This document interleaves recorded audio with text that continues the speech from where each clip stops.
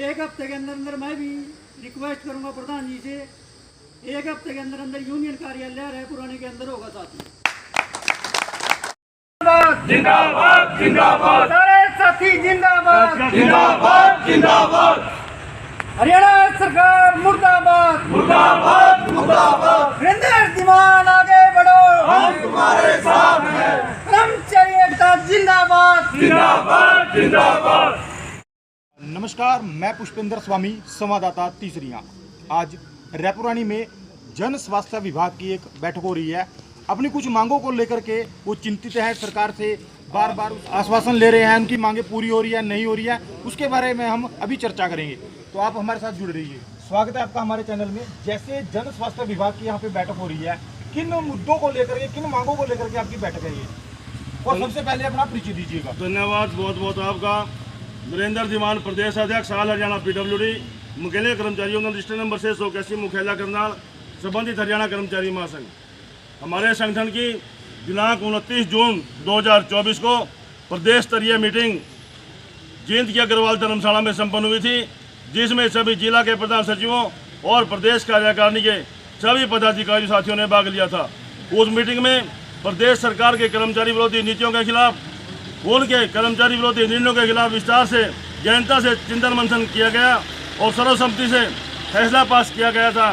4 जुलाई से लेकर 19 जुलाई तक प्रदेश में जिला स्तरीय कार्यकर्ता सम्मेलन आयोजित किए जाएंगे और उसके बाद 25 जुलाई को जन स्वास्थ्य एवं लोक निर्माण विभाग के मंत्री डॉक्टर बनवारी लाल के निवास स्थान का घेराव किया जाएगा।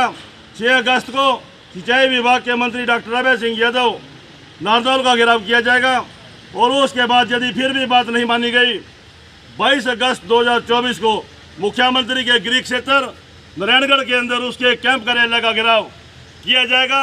यह घेराव इसलिए करने पड़े क्योंकि पिछली योजना के अंदर हमारे संगठन द्वारा 18 अक्टूबर 2023 को जन स्वास्थ्य विभाग के मंत्री डॉक्टर बनवारी लाल के निवास स्थान का घेराव किया गया था और उस घेराव के दौरान 7 नवंबर 2023 को माननीय मंत्री जी द्वारा हमारे संगठन को बातचीत के लिए सचिवालय में आमंत्रित किया। वो बातचीत लगभग 1.5 घंटा बातचीत चली। हमारी मांग थी सभी प्रकार के कच्चे कर्मचारियों को पक्का करने का काम प्रदेश की सरकार करे, चाहे वो टर्म अपॉइंटमेंट पर लगे कर्मचारी हो, चाहे कौशल रोजगार निगम का कर्मचारी, चाहे पंचायती राज का कर्मचारी, चाहे जो वर्ग का कर्मचारी क्यों न हो, सभी प्रकार के कच्चे कर्मचारियों को पक्का करने का काम प्रदेश की सरकार करे और कौशल रोजगार निगम के तहत जो कर्मचारी लगे हुए हैं उनकी सेवा की सुरक्षा की गारंटी सरकार दे और उन कर्मचारियों के APF और ESI कार्ड भी बनाने का काम प्रदेश की सरकार करे। हमारी ये भी मांग थी, परमपिता परमात्मा भगवान किसी के साथ न करे, यदि ड्यूटी के दौरान किसी कर्मचारी की मृत्यु हो जाती है, परिवार के एक सदस्य को नौकरी, उसके परिवार को 10 लाख रुपए आर्थिक सहायता प्रदेश की सरकार देने का काम करे। हमारी मांग थी, हमारा ग्रुप D का कर्मचारी जब ग्रुप C की पोस्ट के ऊपर जाता है, अन्य विभागों में वेतन बढ़ता है, लेकिन जन स्वास्थ्य विभाग एक ऐसा विभाग है जहां प्रमोशन के समय कर्मचारियों का वेतन कम होता है। हमारी मांग थी पुरानी पेंशन स्कीम को बहाल किया जाए। हमारी मांग थी आज जो पुरानी एस ग्रेजुएशन 1995 वाली है उसको भी पूर्ण रूप से लागू किया जाए। कैशलेस मेडिकल सुविधा आज प्रदेश की सरकार हर रोज समाचार पत्रों के माध्यम से खबरें छापती है। प्रदेश के 3.5 लाख कर्मचारियों को कैशलेस सुविधा का पूर्ण लाभ मिल चुका है, लेकिन आज तक यदि कोई कर्मचारी बीमार हो जाता है और वो कार्ड लेकर हॉस्पिटल में जाता है, उसका कार्ड केवल मात्र वो कार्ड ही रह गया है, उसका कोई भी लाभ नहीं है। इन सभी मांगों पर लगभग सहमति बनी थी। मंत्री जी ने विश्वास दिलाया था अतिशीघ्र आपकी समस्याएं का समाधान कर दिया जाएगा। लगभग 7-8 महीने का समय बीत जाने के बाद आज तक किसी समस्या का समाधान नहीं किया गया, जिस कारण प्रदेश के कर्मचारी वर्ग में रोष है। इसलिए दोबारा इन मंत्री और मुख्यमंत्री के आवास एवं निवास स्थान का घेराव करने का निर्णय हमारे संगठन द्वारा लिया गया। प्रदेश की सरकार या तो लोकसभा के चुनाव से सबक ले, क्योंकि पहले मुख्यमंत्री मनोहर लाल खट्टर कहते थे हरियाणा प्रदेश के अंदर केवल मात्र 2% कर्मचारी हैं, वो हमारी सरकार गिराने में और सरकार चलाने में उनका कोई योगदान नहीं है।